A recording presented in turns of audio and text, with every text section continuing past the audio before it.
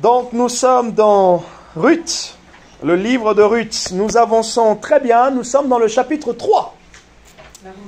L'avant-dernier. C'est bien de fois de retenir aussi comme ça certains livres de la Bible, surtout quand c'est court.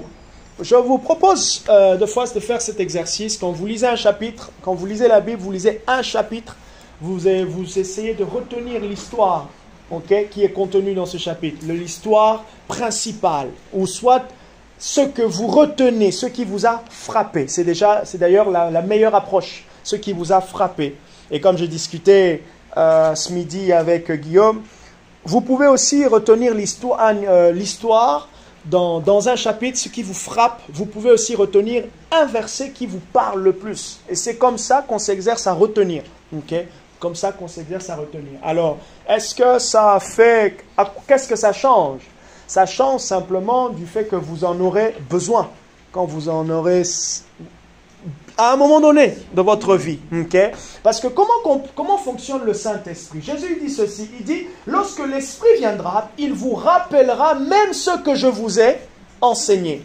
Et donc, pour qu'il y ait un rappel, il faut qu'il y ait au préalable quelque chose qui est déjà rentré.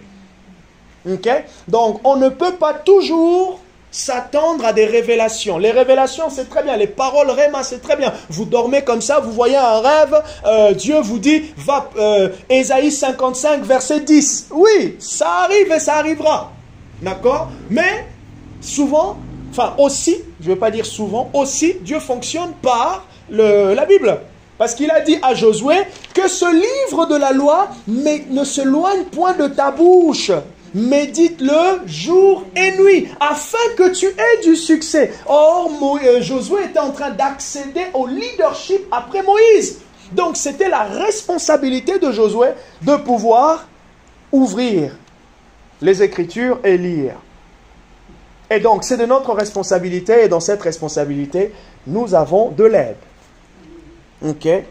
Donc, voilà. Donc, le chapitre 3, avant qu'on puisse aller au chapitre 3, on va faire un petit résumé. Donc, on va faire un cas pratique. Le chapitre 1, le chapitre 2, on l'a déjà vu. Qu'on puisse se faire un brainstorming, comme on dit en anglais, que chacun dise ce qu'il retient. Une chose qu'il retient du chapitre 1. Ça peut être un verset, ça peut être une idée. Vous voyez? Ça permet à ce que quand on va aborder le chapitre 3, on se souvient du chapitre 1, chapitre 2, et aussi, comme disent les scientifiques, pour la mémoire, c'est comme ça qu'on se rappelle. Donc, qui veut commencer? Donc, tout le monde peut participer. Ceux qui sont en ligne, j'ai envie de demander à Marceline, vu qu'elle est juste devant moi. Non, ceux qui sont en ligne, sentez-vous libres. Et ceux qui sont aussi sur place, sentez-vous libres. Qui veut intervenir? Le chapitre 1, vous pouvez ouvrir la Bible et puis regarder. Ne dites pas que c'est pas une question à 2 points. Ce qui m'a marqué, c'était le courage de Ruth d'aller vers un peuple qu'elle ne connaissait pas. Ah, Marie a dit une chose, le courage de Ruth d'aller vers un peuple qu'elle ne connaissait pas. Le courage de suivre Naomi. Ma mère est elle est veuve parce que mon père est décédé. Donc, il y a la procédure, mon papa est décédé, quelques temps après, il y a la séparation et les alliances sont prises pour elle. Donc, maritalement, la seule chose qui la lie avec la famille de mon père, c'est nous. Maintenant, la Bible ne nous dit pas ici que Malclan, Ruth, avait des enfants avec son ancien mari. Donc, elle n'était pas obligée de suivre Naomi. Donc ça aussi, ça enrichit notre compréhension de l'histoire. Elle est très attachée à sa belle-mère. Ah, elle est très attachée à sa belle-mère. Comme si c'était sa mère. Comme si c'était sa mère. Ah, les futures belles-mères ou les belles-mères. Vous avez un exemple? Je dis rien.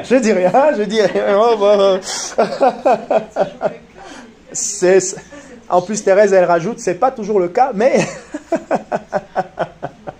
Oui, mais voilà, on voit quand même qu'ici, il y a un attachement. Et ça, c'est aussi intéressant si on doit l'analyser sur le plan spirituel. Et surtout, elle s'attache à quelqu'un qui avait une autre foi. Et la question ici, c'est de se poser, mais durant tout le temps de mariage, qui à peu près a duré entre 5 ans et 10 ans, Quand je dis 5 ans et 10 ans, c'est mon estimation parce qu'il est dit que Elimelech, le mari de Naomi, a vécu 10 ans à Moab.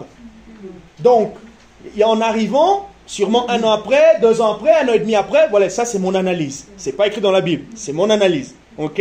Donc, il y a une période où... Donc, ils n'ont pas eu d'enfant. Elle a entendu le témoignage comme tout le monde. Ni plus, ni moins.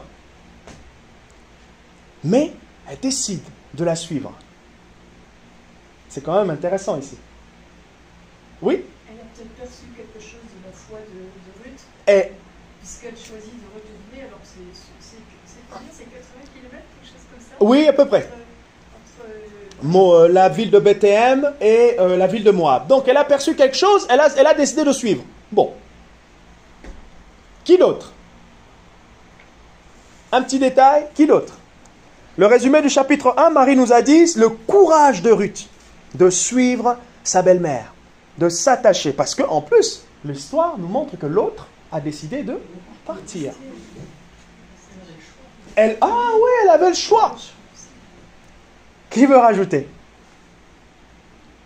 Oui, Véronique.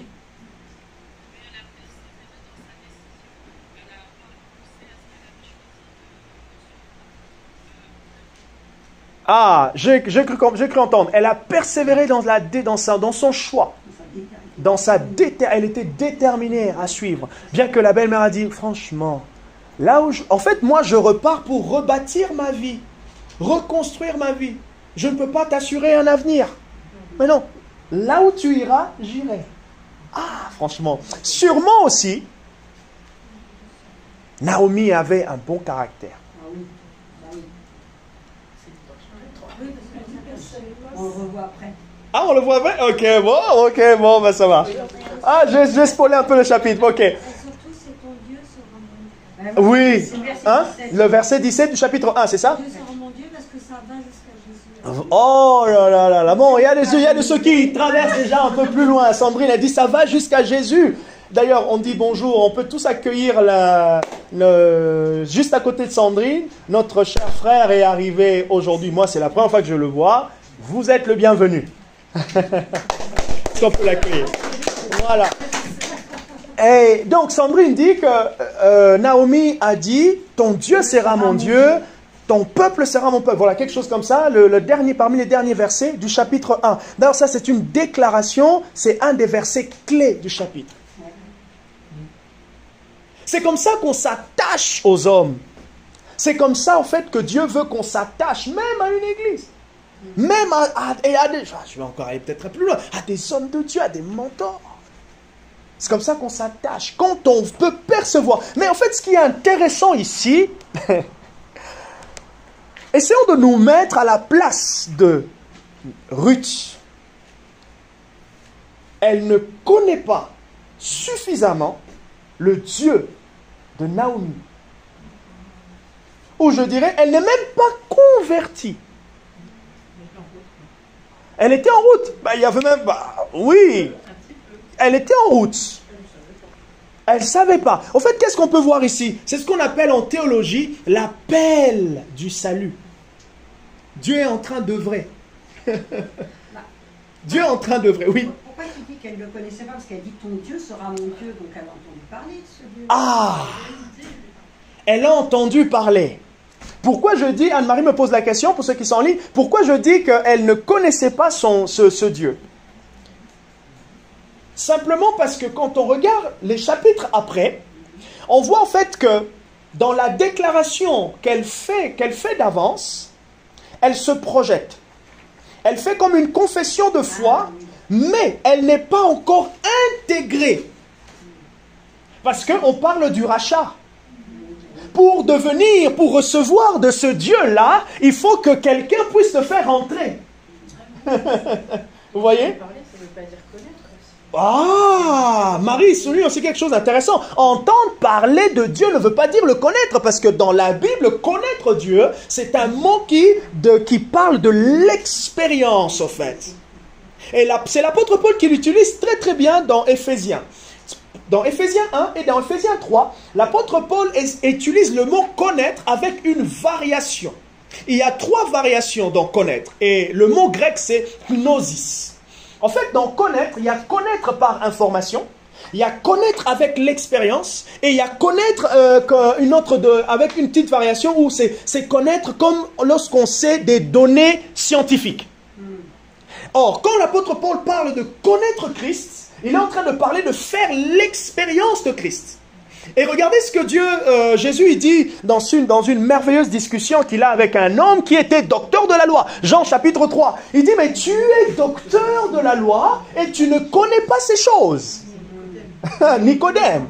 Intellectuel. Voilà. Il y a une connaissance intellectuelle, mais Dieu ne se limite pas à la connaissance intellectuelle. Je prépare une prédication, enfin j'ai des idées sur une prédication, sur la connaissance de Dieu. Quand quelqu'un dit « Ah, j'aimerais connaître Dieu, j'aimerais grandir dans ma connaissance de Dieu ». En fait, il faut comprendre 3 choses. Vous cherchez, 3 choses vont vous arriver. Ou soit, vous devez vous engager ou vous attendre à 3 choses. Premièrement, vous cherchez à connaître en allant chercher, en lisant des choses autour de Dieu. Et deuxièmement, ou quel que soit l'ordre, deuxièmement, vous allez connaître par l'expérience. Et par l'expérience, il y a Dieu qui va vous donner une expérience de lui, mais il y a l'expérience aussi qui passe par l'obéissance. Ça veut dire la mise en pratique de ce que vous apprenez. Ok? Et il y a une autre connaissance qui sera une connaissance que vous allez avoir comme lorsque vous faites une étude scientifique. Ça veut dire, vous entendez le témoignage des gens. C'est comme si vous relevez plusieurs données et à la fin, vous faites un ensemble. Donc quand les gens disent « Ah, j'aimerais connaître Dieu, que ma connaissance de Dieu puisse augmenter », en fait, conjugue ces 3 choses. Tu t'attends, premièrement, Dieu va te donner une expérience de lui et ça dépend de Dieu. Et deuxièmement, va chercher la connaissance, va écouter les prédications, va lire, puise dans ta Bible. Tous les hommes de Dieu, j'aime bien leurs témoignages, surtout ceux qui ont expérimenté sur le surnaturel. Regardez comment on cherche le surnaturel. On attend que ça tombe sur nous. C'est insuffisant. Voilà pourquoi on est toujours frustré. Et en fait, dans la démarche de rechercher le surnaturel, ce qu'il faut faire, il faut aller puiser dans la connaissance. C'est en puisant dans la connaissance qu'en fait, vous êtes en train de vous préparer à ce qui va vous arriver. Et généralement, le surnaturel, on l'expérimente quand on a obéi. On a lu. Hey, Allen, Asa Alonso Allen, un homme de Dieu qui est appelé Miracle Man, l'homme de miracles, Alonso Allen. Il avait tellement soif de Dieu qu'il est allé, il a pris la Bible, tout, il a pris les évangiles, les a balayés, les histoires de Jésus sur les miracles. Il lisait, il priait. Et à un moment donné, il a commencé à combattre avec le jeûne et la prière. Et il a dit à Dieu, bon écoute, la cuisine de ma femme est tellement trop bonne, mais il faut que je fasse un choix. Il a choisi Dieu. Et jusqu'à ce que Dieu se révèle à lui. Il est allé puiser et Dieu s'est révélé à lui. Ça marche? Donc, en long et en large, ça viendra lors de la prédication. Donc, Anne-Marie, on a répondu à la question. Hein? Qui d'autre? Qui va intervenir? Ceux qui sont en ligne, j'avais vu la main, Marceline, c'est ça? Non? Ok. Bon, s'il n'y a personne qui va intervenir, donc on va commencer le texte. Ok? Donc, nous sommes dans Ruth, chapitre 3. On a résumé rapidement le chapitre 1. Je vais résumer le chapitre 2. Qu'est-ce qui se passe dans le chapitre 2? Le chapitre 2, en d'autres termes, il y a un travail. Ruth se retrouve dans le champ de Boaz. Elle y travaille. Une femme acharnée. Une femme de travail. Ok? Elle bosse. Et elle a tellement bien bossé qu'elle s'est fait remarquer. Même ça nous enseigne. Tous les bons bosseurs se font remarquer. Ça dépend. Spirituellement, on va dire humainement. Aux yeux. C'est drôle. Bon, bref. Que Dieu nous donne des bons patrons. On les bénit. Alors, je vais lire du 1er au 5e verset et quelqu'un va prendre, sachant qu'il y a 18 versets, 3 personnes, on va lire chacun 6 versets. Je commence. Noémie, la belle-mère de Ruth, lui dit un jour, « Ma fille, je ne veux pas négliger de te chercher une situation qui te rende heureuse. Tu sais que Boaz, avec les servantes duquel tu as travaillé, est notre parent.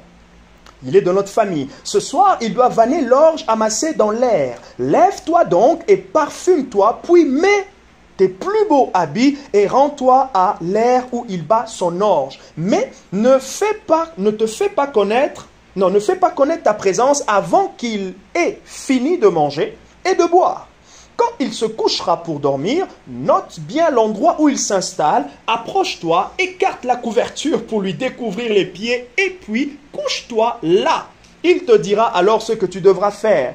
Puis Ruth lui répondit, « Je ferai tout ce que tu me dis. » Verset 6, elle descendit dans l'air et suivit toutes les instructions de sa belle-mère. Qui prend la suite? Verset 7.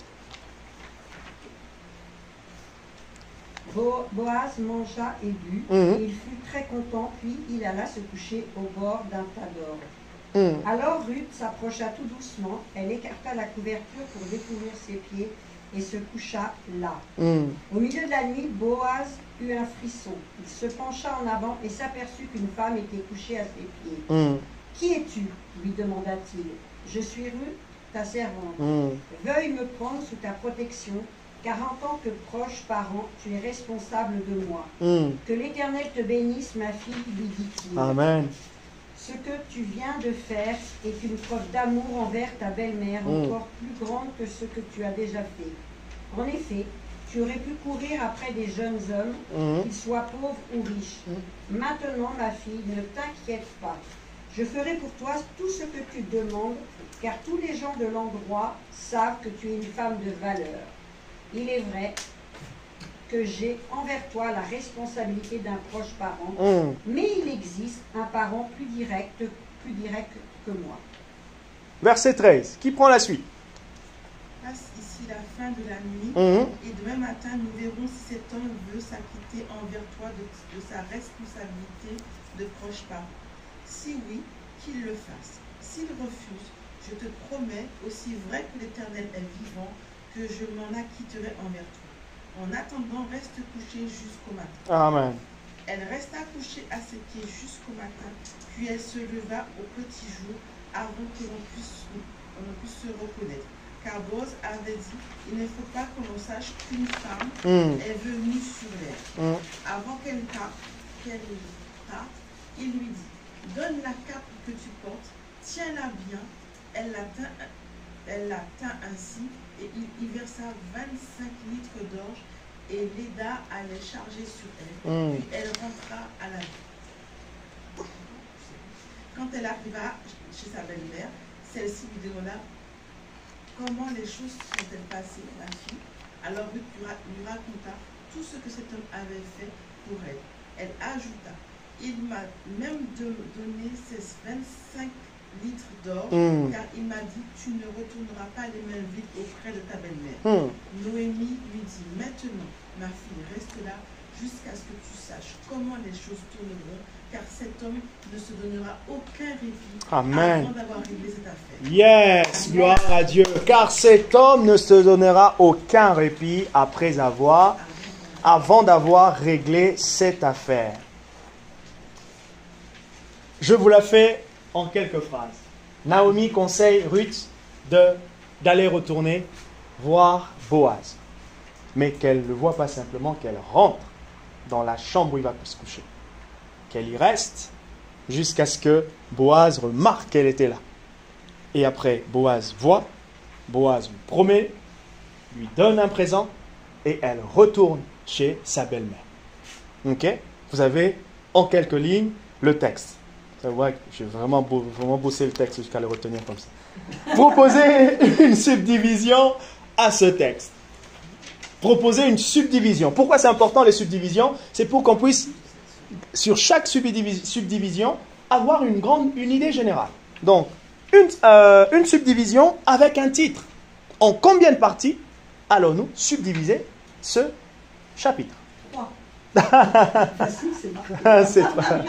Non, mais en fait, on est parti sur 3, mais ça peut être 2. Hein. Anne-Marie dit 3 parties. En combien de parties pouvez-vous subdiviser ce chapitre? Comme ça permettra une bonne lecture, une bonne compréhension.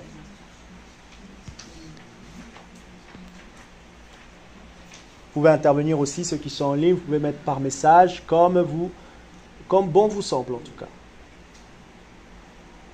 Michael. Alors, on a mis instruction, Naomi. D'accord. Pour de quel verset à quel verset? 5.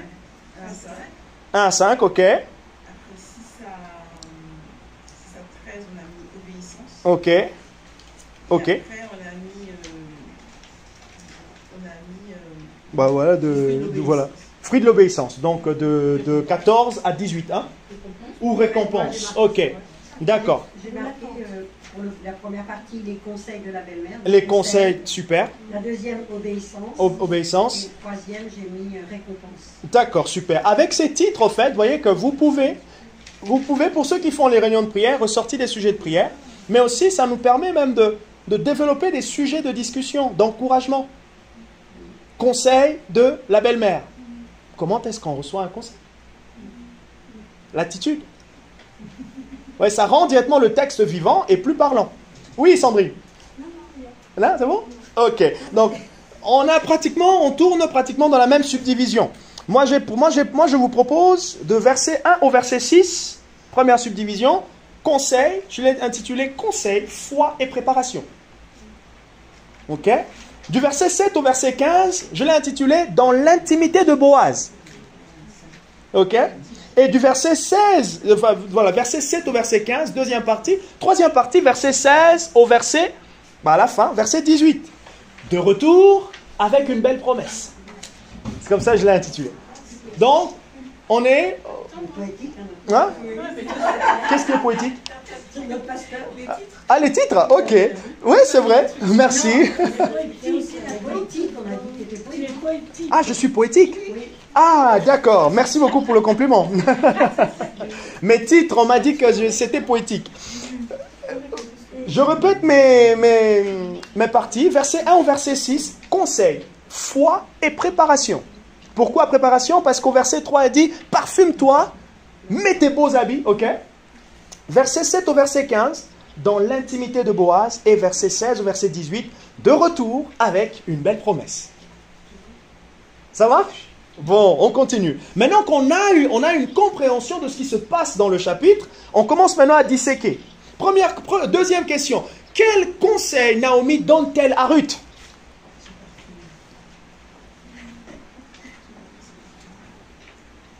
Quel conseil Naomi donne-t-elle à Ruth?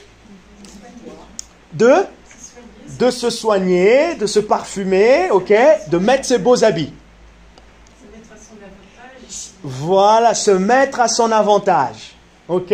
En fait, quand vous faites une étude biblique, vous comprenez d'abord le texte. Vous comprenez juste l'envers du décor. Qu'est-ce qui se passe là? C'est maintenant, après, lorsque vous allez dans l'interprétation, que maintenant vous pouvez ramener tout ce qui est spirituel, tout ce que vous connaissez et tous les liens auxquels ça peut ramener. Juste avec ces 3 mots. Lave-toi, parfume-toi et mets tes beaux habits. Ah, c'est beau ça, non? Ça nous emmène quand même quelque part. Ah, ça nous emmène quelque part. Donc, on comprend en fait que derrière cette histoire, le Saint-Esprit est en train de parler. Ah, c'est qui conseille? C'est Naomi. Naomi, elle connaît son Dieu. Et Ruth ne connaît pas. Mais elle obéit. Ça nous envoie à quoi ici? C'est la confiance. La confiance? Oui, oui. Tout simplement, en fait, que le Saint-Esprit peut endosser pour nous le rôle comme Naomi. Voilà. C'était avec moi quand je préparais. Donc, ça nous envoie au ministère du Saint-Esprit. Le Saint-Esprit qui nous lave. Il nous parfume.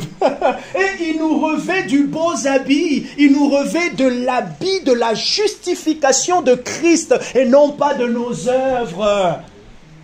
Et c'est ça ce que le Saint-Esprit fait avec l'Église, mais c'est ça aussi ce que le Saint-Esprit fait avec tout celui qu'il est en train d'attirer à lui.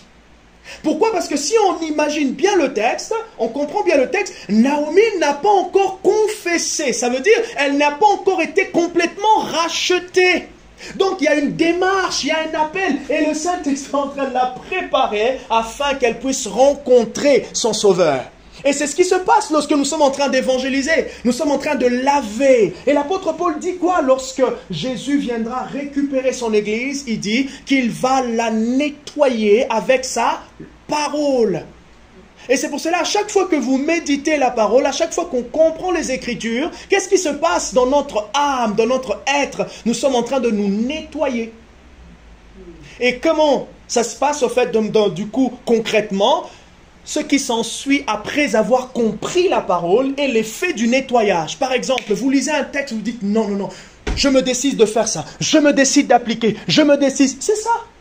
On est passé sous le karcher de l'esprit. Et on est propre. Je dis, quel est donc le désir pour Ruth? Quel est le désir de Ruth? Plutôt le désir... Ah oui, quel est le désir de Naomi pour Ruth?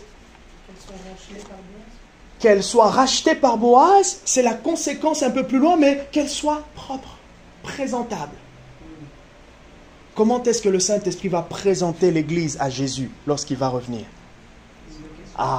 Une Église sans tache, ni ride, une Église propre. Le Saint-Esprit va présenter à Jésus un Jean-Marc qui est parfait à sa sanctification. Ça veut dire...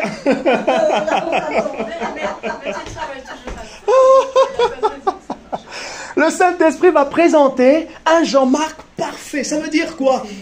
Tout au long de la vie de Jean-Marc, Dieu travaille.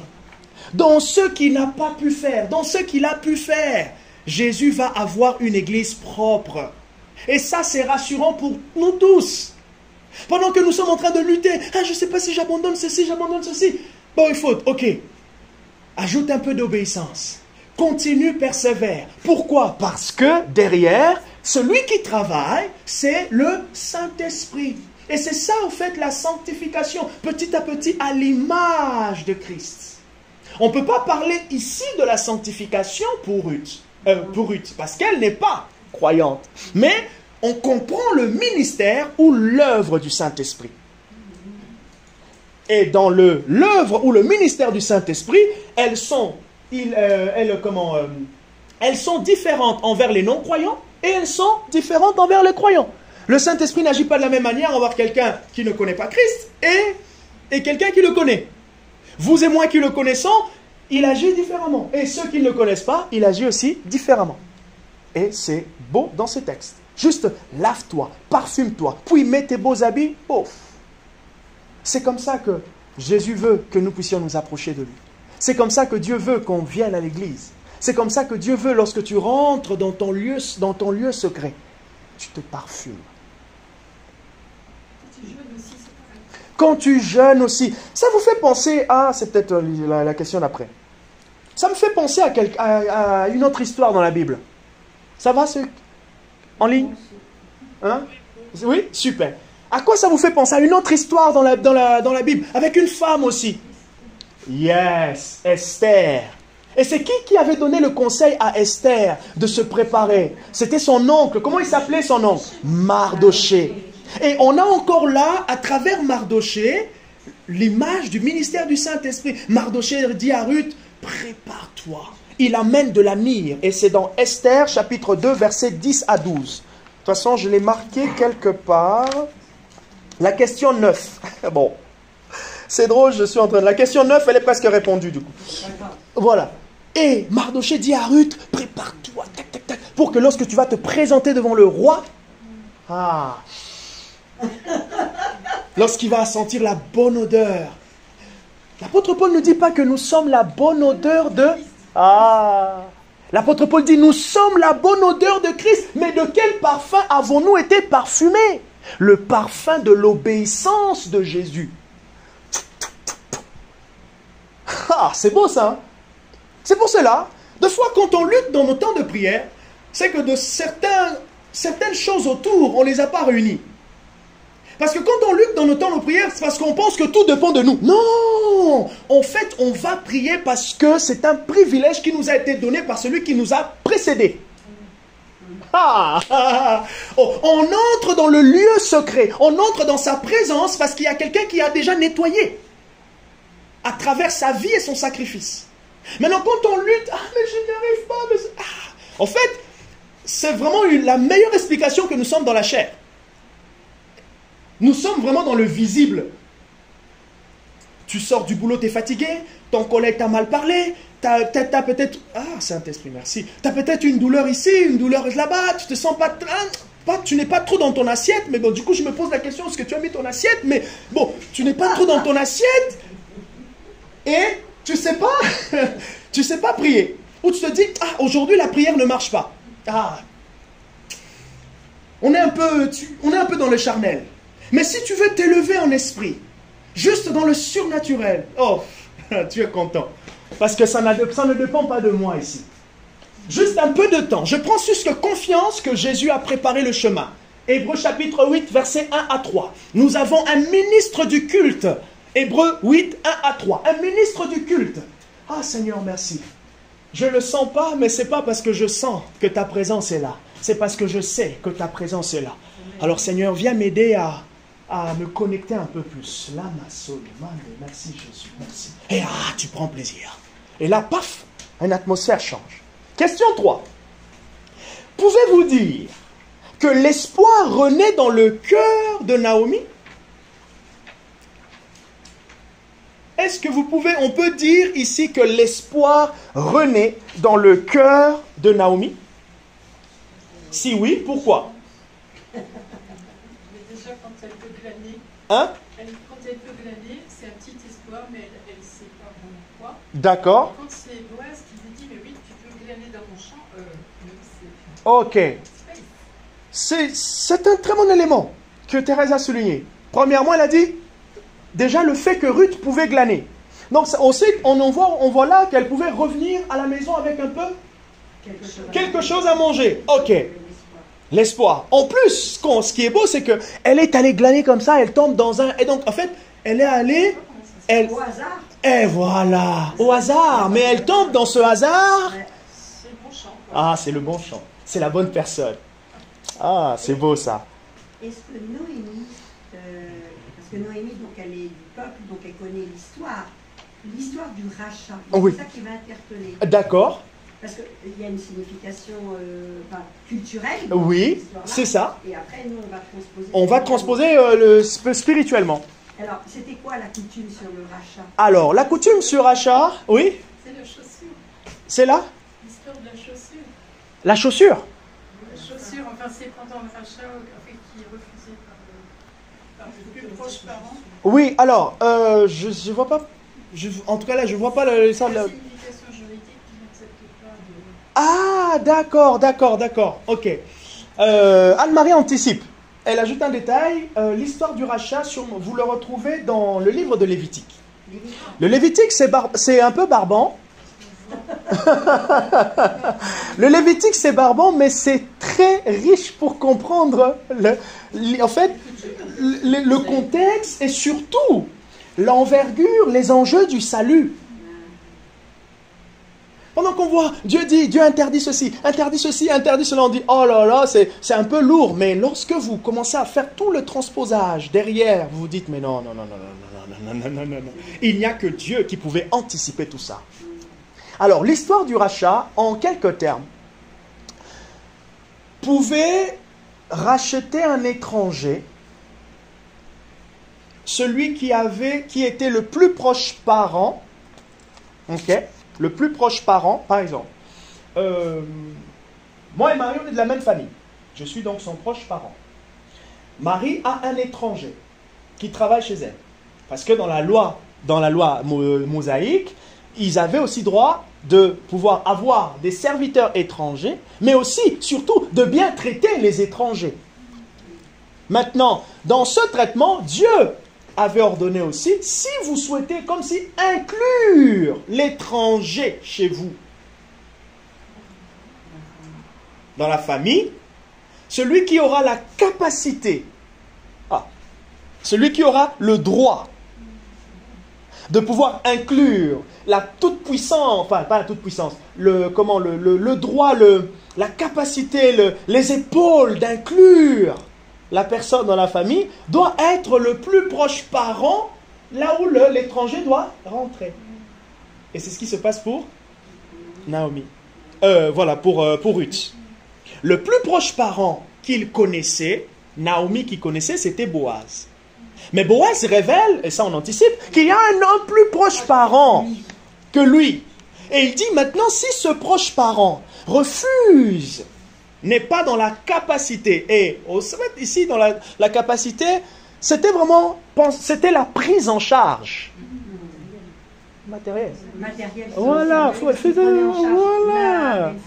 c'est ça, effectivement. Maintenant, qu'est-ce que l'apôtre Paul nous révèle en ce qui nous concerne? Est-ce qu'on avait la capacité de pouvoir régler la grosse dette qu'on avait envers Dieu concernant le péché? Non. Qui avait la grosse capacité, il avait assez dans son compte en banque pour régler notre dette? Jésus. C'est là maintenant en fait que le livre de Ruth, c'est le grand thème. Il y a deux grands thèmes ici, avec plusieurs petits thèmes. Le grand thème ici, c'est l'un des grands thèmes, la providence de Dieu. Et l'autre thème, c'est la rédemption, le rachat. C'est ça. Il a droit de rachat. Et puisque, vous savez que le salut, lorsque vous lisez, par exemple, le livre de Romains, et vous lisez aussi l'apôtre Jean, le salut, c'est aussi imagé comme dans un... pas dans une arène, mais un espace, oui, un espace de combat, mais c'est dans le droit juridique. C'est comme juridique. Un espace juridique. Au tribunal, merci. C'est comme si nous étions au tribunal. L'apôtre Jean, il dit quoi? Si nous avons péché, Jean chapitre 2, verset 1, nous avons un avocat auprès du Père, Jésus-Christ le juste. J'aime bien la fin. Jésus-Christ le juste. Pendant que nous sommes en train de lutter avec je ne suis pas une bonne personne, l'avocat te regarde et se dit, mais est-ce qu'elle sait que je suis toujours là? Avant elle, c'est moi. Et maintenant, la partie adverse, là, le diable dit, mais oui. Et regarde-toi. Mais en fait... Bon, je suis un peu drôle ce matin. Enfin, ce soir. Ça fait du bien. Oui, en fait, du coup, le diable, il profite de ce petit laps de temps d'ignorance-là. Non.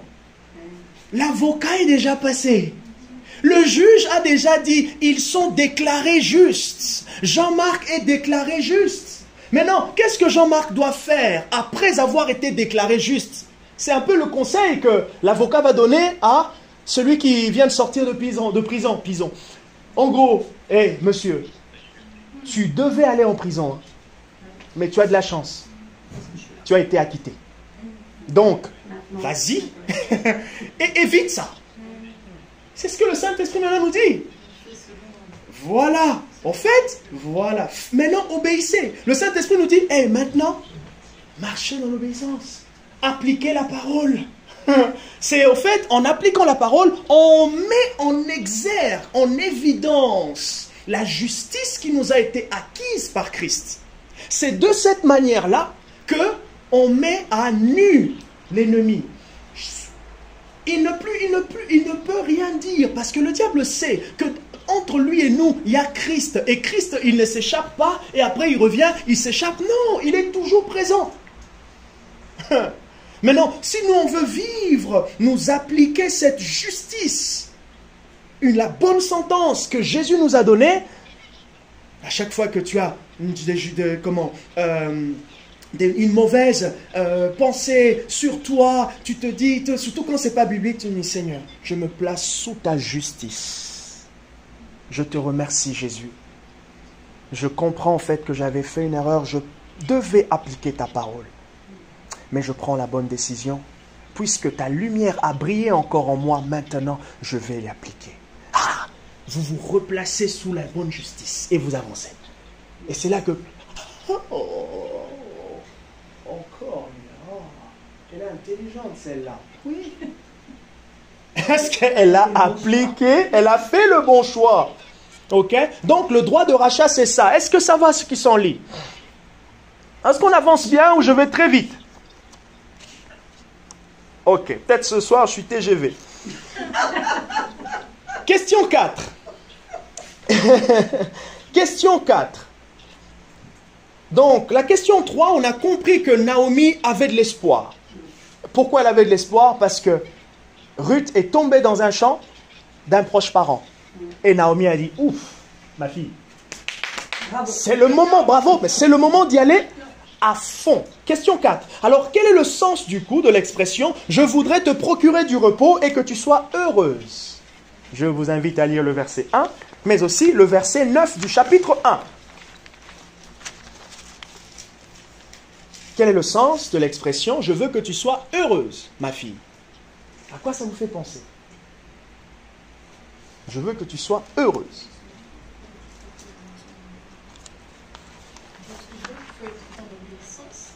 Oui, tu sois dans l'obéissance. Disponible à servir. C'est un peu plus que ça. C'est encore plus loin. Mais c'est déjà un début. Ah, ça va encore un peu plus loin. J'aimerais que tu sois heureuse. Regardez le verset 9, vous allez comprendre. Ruth chapitre 1, verset 9. Ruth 1, verset 9. Là, du coup, prenez vos Bibles si vous l'avez à côté. Ruth 1, verset 9 nous donne une petite idée. C'était là. Oui? Elle est directe, elle dit oui? Est-ce que tu peux me prendre sous ta protection? Ruth chapitre 1, verset 9. Regardez, je vous lis le verset 9. Voilà! Je voudrais que tu sois heureux. Ah, j'avais pas entendu la fin. Mais oui, en fait, ça signifie simplement, Ruth désirait. L'expression signifie, j'aimerais que tu te maries. J'aimerais que tu trouves du repos.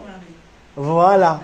Ah, voilà. J'aimerais t'assurer du repos sous le toit d'un bon mari. Ah, quelle belle mère. Ah là là. C'est beau, hein? En tout cas, que Dieu nous fasse grâce. Ah. Waouh. Merci Marie. C'est quand même fou de dire ça alors qu'elle a perdu son fils. Est-ce qu'on peut y voir ici quelque chose de... Est-ce qu'on peut y voir ici Dieu? Est-ce qu'on peut y voir ici quelque chose de beau encore? Merci Saint-Esprit. Regardez, vous connaissez ce texte, c'est dans Agé. Dans Agé, il y a deux choses qui se passent. Premièrement, il y a une construction du temple. Une première gloire. Et après, il y a une deuxième reconstruction d'un temple. Et le prophète Agé dit, la gloire de la seconde maison sera plus grande que la première. Voilà. Et là, c'est intéressant parce que, au fait, elle n'est pas en train de se marier à Moab. Dans Moab. Elle se marie où? À Jérusalem, à Bethléem. Elle se marie. Oh, est-ce que vous voyez un peu comment c'est beau ici? La gloire de la seconde maison sera plus grande. Et c'est même ça le thème de l'épître aux Hébreux. Autrefois, Dieu nous a donné tous ses prérogatives, les taureaux, les sacrifices. Mais en Jésus, il nous a donné ce qui était meilleur. Et nous gardons cela de manière éternelle. Ça ne nous sera jamais ôté. La gloire de la seconde maison sera plus grande que la première. Et l'apôtre Paul dit dans 1 Corinthiens 15, il dit Christ est le second Adam. Là où le premier Adam a échoué, le second, il n'a pas échoué. 1 Corinthiens 15, à partir du verset 48 jusqu'au verset 50-52. Alors je nous ai posé la question la question 5. Lisez Tite, chapitre 2, versets 1 à 5. La question est, y a-t-il un écho entre ce que fait Naomi et le conseil de Paul à Tite? Et donc, pensez-vous que cela peut aussi s'appliquer à nous? Tite, chapitre 2, versets 1 à 5. Si je pose la question, c'est que c'est normal. C'est des conseils de disciples, nous a dit Thérèse. Je ne sais plus, parce que des fois, je sais que ça discute sur ce livre-là. Oui, c'est ça. Le livre de Tite, c'est un des livres, des épîtres qu'on appelle les épîtres pastoraux. On dit un épître, c'est ça? Une épître. Un épître. Voilà. Épîtres pastoraux. Épître? Une épître? Un épître. Un épître. Épître pastoraux. Donc, il dit quoi? Tite, chapitre 2, verset 1 à 5. Est-ce qu'il y a un écho? Vous allez voir, je crois, au verset 3 ou au verset 5, l'apôtre Paul dit quelque chose à...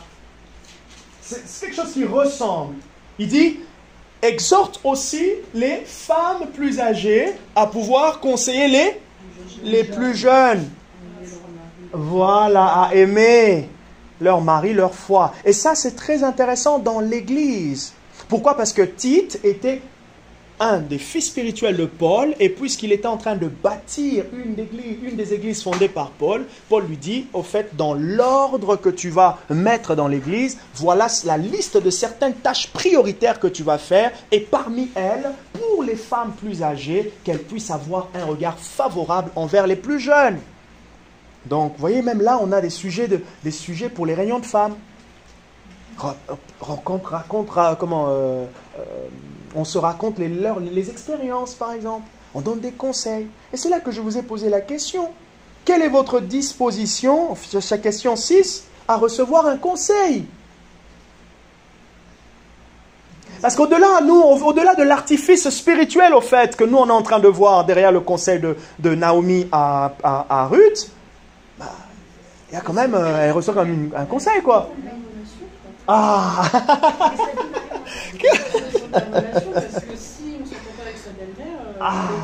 Voilà. Alors, la question 6, c'est quoi? Quelle est notre disposition à recevoir un conseil? Et Marie dit, tout dépend de la relation. Si vous n'avez pas une bonne relation avec votre belle-mère ou beau-fils, je ne sais pas, comment allez-vous recevoir le conseil? Mais ça va de même aussi. J'arrive, Marceline. Ça va de même aussi dans l'église. Et ça va de même au travail. Partout. Et de fois même au travail, on te donne des conseils, mais tu dis, mais en fait, il est en train de redire, mais je fais déjà bien. Sois humble, reçois, écoute. Parce que des fois, quand on vous reproche, on vous donne un conseil où c'est clair et net que vous faites bien, des fois, les personnes qui le font ont juste envie de transmettre quelque chose. Qu'elles se sentent à l'aise d'avoir transmis, d'avoir parlé, et surtout si vous êtes subalterne, et qu'elle sache juste que vous avez écouté, vous avez dit, ah oui, d'accord, ah oui, faites-le, c'est pas grave. Ah oui. Ouais, juste, oui, oh, mais d'accord. Voilà, non, juste... C'est un plus, on dit, ah, tu fais ça comme ça, ah oui, avec le nombre des années, on fait un petit truc en plus qu'on n'a pas... Et des fois aussi, en étant ouvert au conseil, ça peut nous en ajouter un peu plus de, voilà, l'humilité, ok. Donc voilà, moi je dis, deux fois nous manifestons de l'orgueil, surtout quand nous avons tort. Mais la Bible veut que nous ayons un cœur prêt à recevoir des conseils et des reproches. Et c'est encore dur des fois quand c'est dans le cocon familial ou marital. Quand ta femme te fait des reproches. Mais l'inverse est vrai aussi. Et l'inverse est vrai aussi, quand comment l'homme fait des reproches à la femme. Mais bref, ce qui est le juste milieu, c'est notre cœur, notre disposition. Okay? Et l'apôtre Paul dit, même quand vous avez des maîtres durs, prêtez l'oreille, parce qu'ils sont aussi là pour votre sanctification. Ça veut dire que dans l'église, c'est la même chose? Alors, oui, dans l'église aussi, Dieu peut vous donner, Dieu peut permettre parfois il y ait... Alors, dans l'église, tu parles, le pasteur qui est dur, Alors, je dirais pas ça, mais alors, je dirais pas dur, mais dans le sens d'avoir des conseils et d'être repris dans ce qu'on fait. Ah oui, oui. Dans le cadre de l'Église, c'est vraiment, par exemple, pour ceux qui servent, vous êtes façonnés, vous apprenez, vous recevez, en fait, vous gagnez en maturité, en expérience, en finesse de ce que vous faites. En Ok. fait, les responsables, dans leur rôle, il y a la correction. Voilà. La correction fait partie de l'apprentissage, et même Dieu nous corrige. C'est ça. Donc c'est important, mais c'est différent des gens qui abusent. C'est ça. Ah oui, voilà, Où là, ça faut pas accepter. C'est ça. Marie a dit, la correction fait partie pour les responsables de ce qui est normal. D'ailleurs, vous connaissez ce texte, vous l'avez souvent entendu, de Timothée, chapitre 3, verset 16. L'apôtre Paul dit, « Toute écriture est inspirée de Dieu et utile pour enseigner et corriger. » Et plus loin, il dit, afin que l'homme, oui, convaincre aussi, afin que l'homme de Dieu, quand il dit l'homme de Dieu là, ce n'est pas le pasteur. L'expression homme de Dieu ici, c'est, voilà, c'est le chrétien. Afin que l'homme de Dieu soit apte à toute bonne œuvre. Ok? Donc Dieu nous corrige. Et il peut passer par l'Église pour te corriger. Et je peux vous corriger, mais Dieu peut passer aussi par certaines choses à travers vous pour me corriger. Ah oui. Ah oui, ah oui. Oui, oui, oui. On n'a pas forcément connaissance. On a la connaissance comme ça par rapport à Jésus et le Saint-Esprit sur nous, mais on ne sait pas faire comme lui, quoi. C'est ça. C'est au fil du temps Qu'on- qu'on dit, tiens, il a un peu plus de souplesse là. Ouais. Ou bien avant, je ne voulais pas faire ça. Merci pour ton commentaire. Est-ce que c'est vraiment dans... Plus on grandit avec le Seigneur, là où on va le plus apprécier notre vie chrétienne, c'est vraiment lorsque le caractère de Christ commence à se déteindre. Oui, la puissance, les dons, tout ça c'est beau, mais quand vous avez... Et je commence à remarquer même, je discutais avec un homme de Dieu là, qui nous a invités récemment chez lui, il me parlait d'un pasteur qu'ils avaient visité, pasteur Lozano, et ils étaient allés à l'étranger. Et ils arrivent dans une grande église. Et là, j'ai vu qu'ils étaient étrangers, il y avait un service VIP pour les étrangers, et trucs comme ça, et à l'étranger, vous savez, on aime quand même les Français. Donc c'est reconnu, on aime les Français. Il y a une petite cote en tout cas que les Français aiment. Et là, ils ont été bien accueillis, et il m'a dit, ils ont eu la chance de rencontrer le pasteur principal de l'église. Il m'a dit, je ne sais pas, mais quand il s'est approché, tu pouvais sentir comme si... Il a dit, il y avait Jésus qui se dégageait de lui. Il a dit, il y avait tellement une douceur. Il sentait, tu le voyais comme ça, il m'a dit bonjour, mais tu pouvais sentir la pureté. Ça m'a interpellé.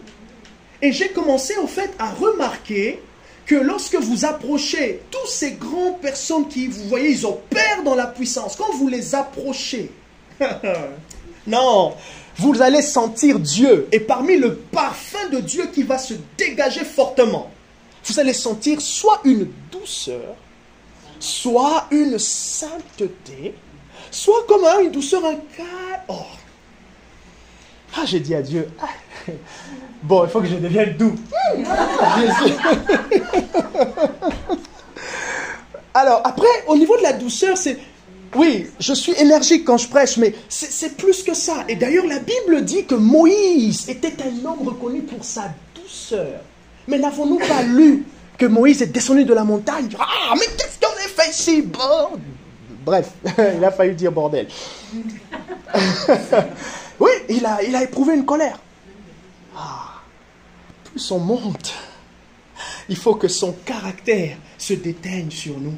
Plus on monte, les années dans la vie chrétienne, tu sens que on te parle, tu sens que ton cœur veut, on dirait que ton cœur veut attirer un peu l'orgueil, mais la main dit non, tu reçois. Même si devant la personne, tu dis, mais tu rentres à la petite Seigneur, je reçois. Et là, tu peux même éprouver la joie du Saint-Esprit que tu reçois. Et Paul, il dit, Christ a été élevé, Philippiens 2, à partir du verset 5, jusqu'au verset 9. Quand on lit, il lui a été donné un nom par-dessus tous les noms, tous les genoux fléchis, ainsi de suite. Mais Paul dit, verset 5, Philippiens 2, verset 5, à cause de son humilité. Il y a une puissance dans l'humilité. Et je prie que Dieu nous aide tous. Et ce que l'on fait ce soir participe à cette humilité de cœur. Ça marche? Ça passe? Ça casse? Ça passe. La question 7. Ah, j'avais Marceline qui avait soulevé la main sur la question de la belle-mère. Elle avait un bon commentaire à nous dire. Oui, moi je t'entends en tout cas.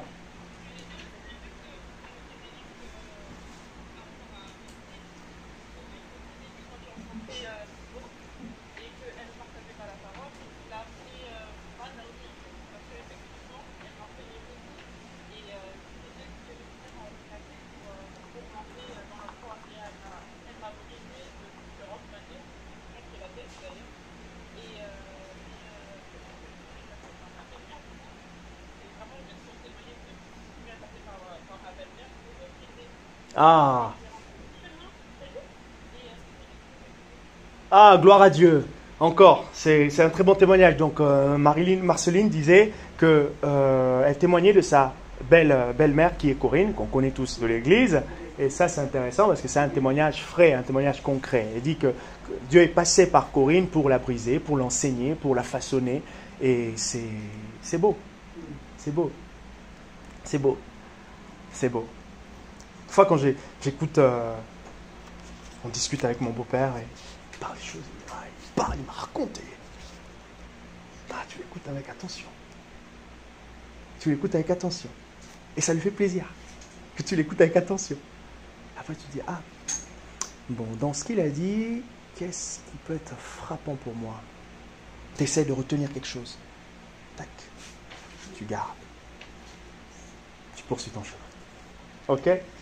Question 7. Comment Ruth répond-elle du coup au conseil de Naomi? Comment elle répond? Par l'obéissance.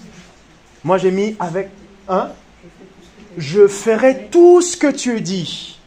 Et ça me fait penser à Jean chapitre 2. Vous savez, lorsque Marie, la mère de Jésus, reçoit voilà, faites tout ce qu'il vous dira. Jean chapitre 2, du 1er au 6e verset. Question 8. Alors, à votre avis, quels caractères de Ruth sont mis en avant dans les versets 5 à 6?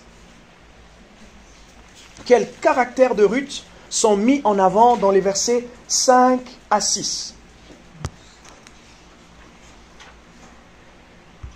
Verset, oui. Elle était à l'écoute. Elle a obéi, l'obéissance. La soumission, super. La soumission. Là.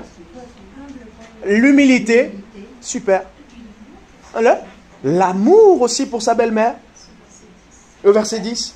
Donc ça voudrait dire que parce qu'elle aimait sa belle-mère, elle l'a écoutée et elle a obéi. Yes. Parce que si elle n'avait pas aimé, comme tu disais tout à l'heure... C'est ça. Parce qu'on aime. Elle n'a rien remis en question. Voilà. Ruth n'a pas dit, mais pourquoi? Et alors si je peux? Et alors si? C'est l'amour qui conduit. Et l'apôtre Jean nous dit, là où il y a l'amour, 1 Jean chapitre 2, je crois, au chapitre 3, là où il y a l'amour, il n'y a pas de crainte. Parce que l'amour bannit la crainte. Que le Saint-Esprit nous aide avec cet amour envers Jésus, que l'on puisse développer ce caractère de Ruth. Moi, j'ai mis l'honneur, la loyauté, le courage et l'obéissance. C'était quand même courageuse pour une étrangère, et là j'anticipe, d'aller rentrer dans l'intimité d'un homme. Non, attendez, imaginez. Ne regardez pas d'abord le côté spirituel de la scène. Imaginez culturellement. Ça va pas de soi, merci Thérèse. Même par un étrange. C'est chelou. Oui, même quelqu'un de sa culture. C'est quand même courageux. Et il fallait vraiment qu'elle ait confiance. À quelle mesure avons-nous autant confiance en Dieu pour pouvoir faire ce qu'il nous demande de faire? Et au Saint-Esprit. C'est comme les gens qui disent je marche dans la rue, Dieu m'a dit de parler à cette personne, donc je marche dans le bureau. Voilà. Je marche dans la rue, Dieu me dit parle à cette personne. Tu la connais pas. Déjà quand tu lui dis bonjour. Pardon? J'ai pas le temps. Je regardais, je fais mes courses. Hein. Oh Jésus. Non, c'est la confiance est de rigueur ici. Et donc le verset 3, en lisant le verset 3, la question 9, on l'a répondu. Hein. En lisant le verset 3, que comprenez-vous? À quel récit biblique on a parlé que c'était le récit d'Esther? Alors, comment trouvez-vous du coup l'attitude de Boaz? À quel fruit de l'esprit correspond-elle, l'attitude? En vous servant du coup de l'exemple de Boaz, comment pouvez-vous manifester la même attitude envers votre prochain? Bienveillance. L'attitude de Boaz, bienveillante. La bienveillance. Il est disponible aussi. Il est disponible. Vous, hein, généreux. Il y a, ah oui, Véronique? Il était à l'écoute. Vous imaginez quand même? Quand vous lisez l'histoire, il était surpris. Mais qu'est-ce que tu fais ici, toi? Parce qu'en fait, en réalité, ce qu'elle a fait, elle rentre dans là où il dormait, elle rentre sous la couverture. Ah, vous n'avez pas compris l'expression découvrir ses pieds. Oui, c'est qu'elle est rentrée sous la couverture et s'est couchée à côté. Ah, mais moi, si je me réveillais... Oh, Pakashakatora! Sors d'ici! Esprit humain, sors d'ici!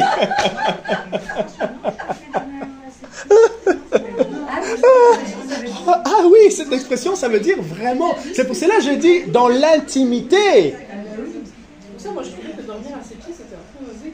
Oui, c'est ça, c'est courageux, c'est osé. Et c'est là qu'on peut voir aussi maintenant vraiment la sagesse de Naomi. C'est ce qu'elle dit. Voilà. Naomi savait ce qu'elle était en train de lui demander de faire. Ruth était ignorante. Parce que ce que Naomi donnait, ça se fait dans la culture juive. Et pas dans la culture moabite. Vous voyez? Donc Naomi vraiment était en train de la placer en gros. Naomi, je veux le dire avec les mots d'aujourd'hui, Naomi donnait les tactiques de drague à sa future belle-fille. Oui, c'est vraiment ça. Parfume-toi. Cheveux. Arrive, rentre ceci. C'était ça. Et c'est là que c'est intéressant, comme on disait avec le ministère du Saint-Esprit. Le Saint-Esprit ne nous met pas loin de la proximité de Christ. Le but de l'Esprit, dans tout ce que l'on fait, c'est de nous rapprocher de plus en plus. Non, d'ailleurs, ça, théologiquement, c'est pas vrai. Parce que nous sommes déjà proches. C'est de manifester la nature de Christ, le rapprochement qui déjà nous possédons. C'est là qu'on de fois, Dieu était présent aujourd'hui. C'est juste que le Saint-Esprit a permis que l'on puisse palper ce qui spirituellement est notre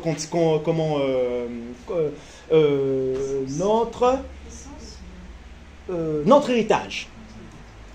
Parce que spirituellement, nous sommes proches de Christ. Christ habite en nous. Nous sommes en lui. Et donc, il matérialise cela. Ah, je sens la présence de Dieu. Il rend cela un peu plus réel. Est-ce que tu crois qu'on peut vivre dans cette conscience de la présence de Dieu comme quand on vit dans des émotions tout le temps? Ah, bonne question. Anne-Marie dit, est-ce que tu crois qu'on peut vivre dans cette conscience de la présence de Dieu tout le temps? Je vais répondre comme Sandrine, oui. Quand on a reçu la compréhension des données bibliques, maintenant c'est à nous de les vivre par la foi. Il y a 1 semaine et demie, je suivais la prédication d'un homme de Dieu qui parlait sur, je pense que tu le connais, il s'appelle Lévi Kongolo. Voilà. Et il parlait sur une autre dimension spirituelle avec le Saint-Esprit. Et il a dit quelque chose qui m'a vraiment béni. Il parlait de l'intimité un peu avec le Saint-Esprit. Il a dit, des fois, on spiritualise un peu de fois la présence de l'Esprit. Il a dit, mais non, il est là. Commencez déjà par être conscient qu'il est avec vous. Et regardez l'exercice que je vous propose. Lorsque vous êtes seul, ne pensez pas que vous êtes seul. Ça, c'est le b.a.-ba. Vraiment, c'est le b.a.-ba.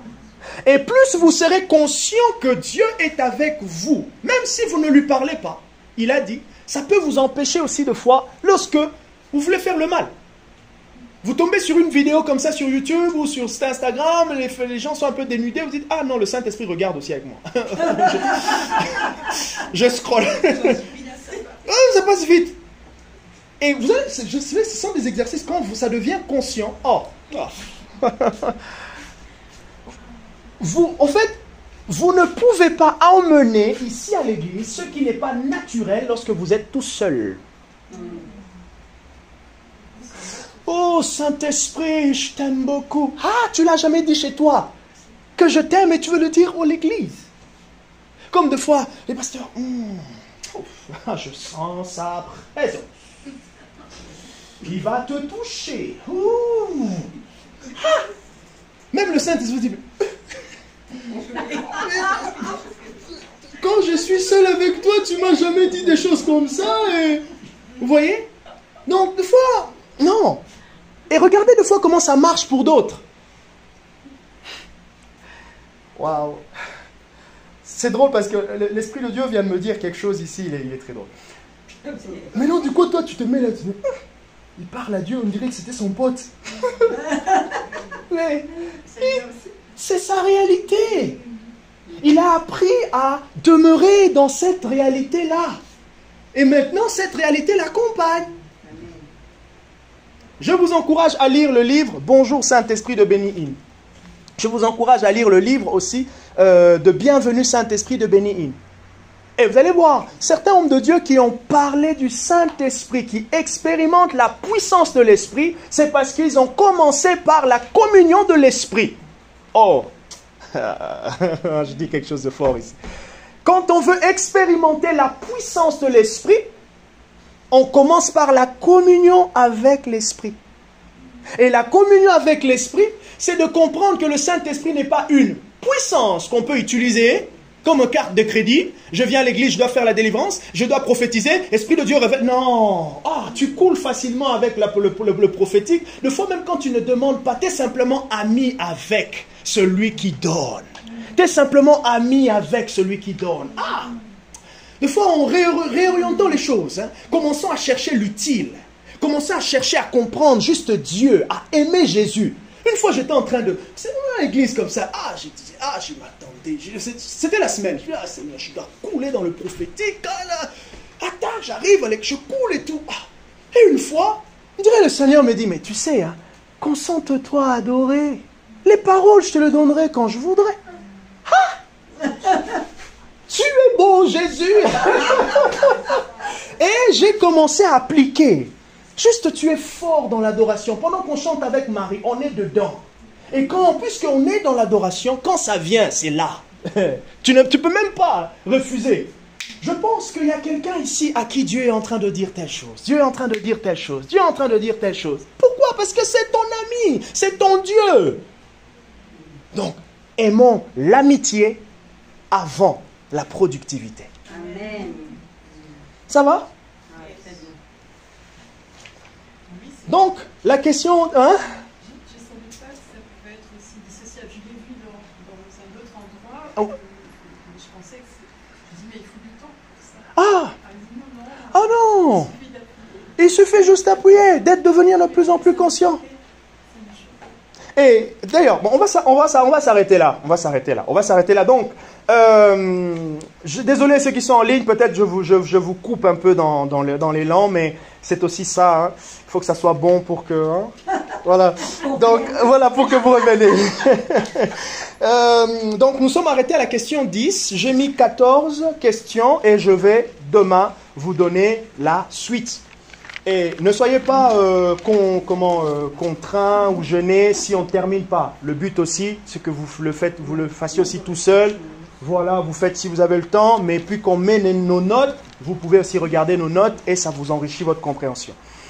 J'ai perdu le témoignage que j'allais donner. Oh, c'est pas vrai. C'est mécanique. Ah, voilà, c'est ça. Avec un mot. Moi, je pensais que c'était... Voilà ce que j'allais dire. Merci. Je me disais, il faut une sacrée maturité pour... mais si c'est... Mais ça me choquait que c'est ça, c'est ce qu'on pense tous, au fait, que c'est, il faut vraiment beaucoup d'années avec Dieu. Non, en fait, c'est ça. Ça se travaille. Et cet homme de Dieu, il a donné un exemple que j'ai appliqué le soir même où j'ai écouté une de ses prédications. Et je vous assure, ce soir-là, j'ai fait 3 rêves. Donc, je fais le premier, je me réveille, je note, je me rendors, je fais un deuxième, je me réveille, je note, et je fais un troisième. C'est le matin et Isaac était réveillé. Donc, je ne pouvais plus me rendormir. Et il a dit quelque chose, il a dit, vous savez, des fois, Dieu vous parle, et c'est... Il a dit, quand vous allez dormir, dites-lui des mots agréables. Seigneur, par exemple, je vais dormir, tu peux me rejoindre durant la nuit. Seigneur, rejoins-moi durant la nuit. Tu peux rajouter dans tout ce que tu ne m'as pas dit dans la journée, ou ce que tu as pu dire que je n'ai pas pu percevoir. En tout cas, j'espère, je crois. Tu l'as sûrement vu, Seigneur, complète durant la nuit. Maintenant, regardez ce qu'on nous dit. Ah, mais j'ai fait ça, pasteur, ça n'a pas marché. Continue. Et il a dit, avant de dormir, par exemple, non, laissez votre portable. Moi, j'aime bien, vu que je m'occupe, comme maintenant, ces derniers temps, je m'occupe un peu du petit toute la journée, j'ai pas le temps de regarder d'autres choses sur YouTube, juste me balader un peu sur les réseaux. Il a dit, non, tu déposes ton portable un peu longtemps avant de dormir. 20 minutes, 10 minutes avant de dormir, 30 minutes avant. Et quand tu te poses tranquillement sur le lit, tu peux lui dire 2 ou 3 mots, et puis tu dors. J'ai appliqué. J'ai dit, bon, Seigneur, je vais faire pareil. C'est pas vrai. J'ai dit, bon, Seigneur, écoute, ce soir, Saint-Esprit, j'aimerais que tu me dises telle chose. Je lui ai dit, écoute, Seigneur, fais ce que tu veux, mais continue durant la nuit avec moi. Je me suis endormi. À 2h, je me suis réveillé pour noter un rêve. Pas 3h. Peut-être vers 5h, je me suis réveillé encore pour noter un rêve. Et après le matin, il a dit, quand vous vous réveillez le matin, ne vous réveillez pas brusquement. Tac, tac, tac, vous vous réveillez. Quand vous vous réveillez, vous prenez votre portable, vous prenez... Non, il a dit, réveillez-vous tranquillement. Et il a dit, souvent au réveil, pendant que vous êtes en train de sortir, là vous sortez du rêve et vous devenez de plus en plus conscient. Il a dit, souvent à ces heures-là, ces minutes-là, la voix de Dieu se présente souvent. Il a dit, réveillez-vous tranquillement, sans agitation. Ne prenez pas d'abord toutes les choses, les portables et tout, non. Réveillez-vous jusqu'à ce que vous soyez conscient de votre réveil. Pendant que vous vous réveillez, vous posez la question, est-ce qu'il n'y a pas un mot qui est venu? Je sais pas, des fois qu'on se réveille, là, même pour ceux qui disent que je n'ai pas de rêve, des fois, il y a les petites miettes là. Paf, vous chopez quelque chose. Et si même il n'y a rien, vous vous réveillez, vous dites, Seigneur, c'est beau, tu es encore là ce matin, merci. On commence notre journée. Et cette nuit-là, j'ai dormi avec un rêve. Le matin, le jour qui suivait, 2 jours après, j'ai encore rêvé. Et maintenant, j'ai commencé aussi à appliquer la conscience de l'esprit. Et souvent, quand des fois je me prends la tête contre... Oui, je suis en train de prier en langue. Isaac! Je dis, mais c'est un peu incohérent. Maintenant, je dis, la brachote. Mais Isaac! Vous voyez, ça change. C'est un très bon apprentissage. Ah oui! Mais Isaac! Oh! Et des fois, quand ça barde un peu avec Barbara, c'est là que Barbara dit, tu crois vraiment que là, comment tu agis là, c'est selon Dieu? Je lui laisse. Et après, intérieurement, je dis à Dieu, bon, elle a raison. Je suis un peu sorti là. Et je sais, je laisse avec Dieu, je dis, ok, Seigneur, je l'ai vu, oui, elle a raison. On repart. Je reconnais. Et quand je reconnais avec Dieu, Barbara, elle est habituée. Je t'attends, tu vas venir. tu vas venir. Dieu va te parler, tu vas aller prier et elle sait quand je vais prier, quand je reviens. Ah, ma chérie. Oui. Comment tu vas aller prier, tu pries en langue, et après, non, c'est pas normal. Oui. Et dans cet exercice-là, même si ça peut se répéter et tout ça, mais au moins tu es en train de grandir. Il y a quelque chose, tu es en train de te déteindre et de devenir comme Christ. Tu es en train d'appliquer la parole de Dieu. Ça marche? Ruth, chapitre 3, ainsi se termine notre étude de ce soir. Que Dieu vous bénisse. Que Dieu vous bénisse. Fin, comme a dit Marie. On a fini la séance. Bonsoir Christian. J'espère que ça a été riche. C'est enregistré. Vous allez le retrouver dans les semaines ou les jours qui arrivent. Que Dieu vous bénisse. Nous allons terminer par la prière et nous allons nous séparer. C'est tellement riche tout ce qu'on a pu ouvrir comme point. On a parlé de Jésus, on a parlé, Seigneur, du salut, on a parlé de nos caractères. Seigneur, continue d'œuvrer et va encore plus loin. C'est vrai que nous ne sommes pas là où nous étions, nous ne sommes pas arrivés là où nous voulons être, mais ce qui est sûr, dans ce processus, tu nous accompagnes. Alors merci pour ton accompagnement, Seigneur Jésus, à travers l'œuvre du Saint-Esprit. Merci de nous avoir arrosés et merci, Seigneur, de faire croître. En ton nom, je remets tout le monde, je remets nos nuits et j'aimerais bénir nos nuits. Seigneur, que ceux qui ne rêvent pas, que ceux qui n'arrivent pas à se rappeler, puissent rêver au nom de Jésus. Parle-nous durant la nuit, fais comme tu veux. Seigneur, rappelle-nous des sujets de prière, rappelle-nous des promesses, montre-nous des indices. Sûrement nous t'avons posé des questions, nous attendons des réponses. Alors pourquoi pas cette nuit que tu puisses nous le donner. En ton nom, nous avons prié. Et ceux aussi qui rêvent régulièrement, que le Seigneur continue d'enrichir vos nuits au nom de Jésus. Amen.